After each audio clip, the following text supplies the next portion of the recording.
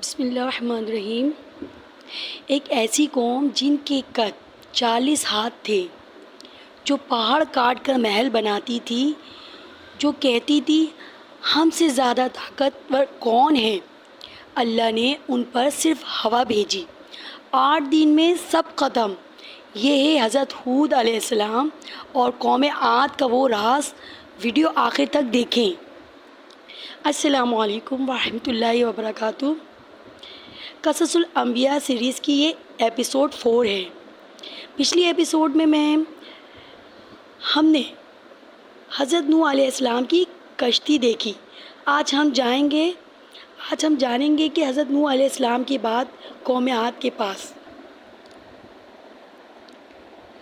قوم عاد کون تھی؟ حضرت نوح علیہ السلام کے طوفان کے بعد زمین پر سب سے پہلی طاقتور قوم عاد تھی۔ علاقہ احقاف یعنی آج کا یمن اور عمان کا صحرا۔ یہ لوگ بہت لمبے تھے۔ روایت میں آتا ہے کہ 40 ہاتھ قد، طاقت اتنی کہ پہاڑ تراش کر محل بنا لیتے۔ زراعت، تجارت سب میں ماہر۔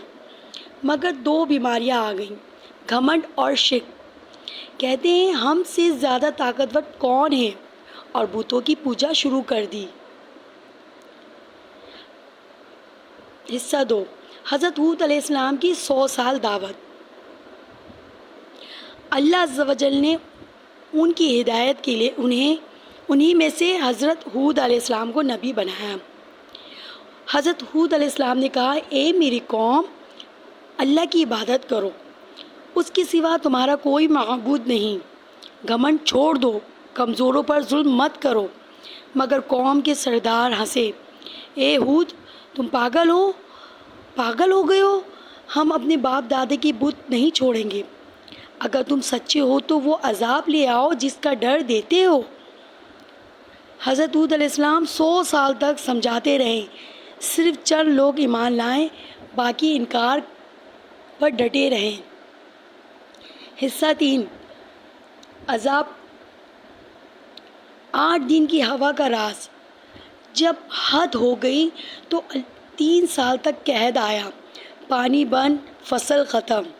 پھر ایک دن آسمان پر ایک کالا بادل نظر آیا۔ قوم خوش ہو کر نکل آئی، بارش آئے گی، فصل ہوگی۔ مگر حضرت ہود علیہ السلام نے کہا، یہ رحمت نہیں ہے، یہ وہی عذاب ہے جو تم مانگ رہے تھے۔ اللہ عز و جل نے ریاح سر عطیہ بھیجی، یعنی بہت ٹھنڈی، بہت تیز چیختی ہوئی ہوا۔ ہوا کا راز سنیں۔ 1، مدت 8 دن اور 7 راتیں مسلسل۔ نمبر 2، طاقت، یہ ہوا لوگوں کو زمین پر دے مارتی، سر تن سے الگ۔ نمبر 3، نشان، لاشیں ایسی پڑی جیسے کھجور کی کھوکھلی تنیں۔ قرآن پاک کہتا ہے، ہوا ہر چیز کو تباہ کر گئی، محل قلعے سب مٹی میں۔ صرف حضرت ہود علیہ السلام اور جو ایمان والے تھے وہ ایک غار میں محفوظ رہے۔ 8 دن بعد صحرا صاف تھا، جسے کوئی تھا ہی نہیں۔ حصہ 4، آج کی نشانی۔ آج بھی یمن کے صحرا احقاف میں قوم عاد کے کھنڈرات ملتے ہیں۔ یہ اللہ عز و جل کی نشانی ہے ان لوگوں کے لیے جو غور کرتے ہیں۔ طاقت، پیسہ، محل کچھ کام نہ آیا، صرف ایمان کام آیا۔ 3 بڑے سبق۔ قوم عاد سے ہمیں 3 سبق ملتے ہیں۔ سبق نمبر 1، طاقت کا گھمنڈ تباہی لاتا ہے۔ ہم سے زیادہ طاقتور کون کہنے والے کو اللہ نے ہوا سے ہرا دیا۔ سبق نمبر 2، نبی کی نافرمانی کا انجام بہت سخت ہے۔ 100 سال موقع ملا، پھر ایک ہوا نے فیصلہ کر دیا۔ سبق نمبر 3، نجات صرف اللہ کے حکم میں ہے۔ جو حضرت ہود علیہ السلام کے ساتھ غار میں چلے گئے وہ بچ گئے۔ اگر آپ کو قوم عاد کا قصہ پسند آیا تو ہمیں کمنٹس میں لکھیں یا اللہ ہمیں گھمنڈ سے بچا۔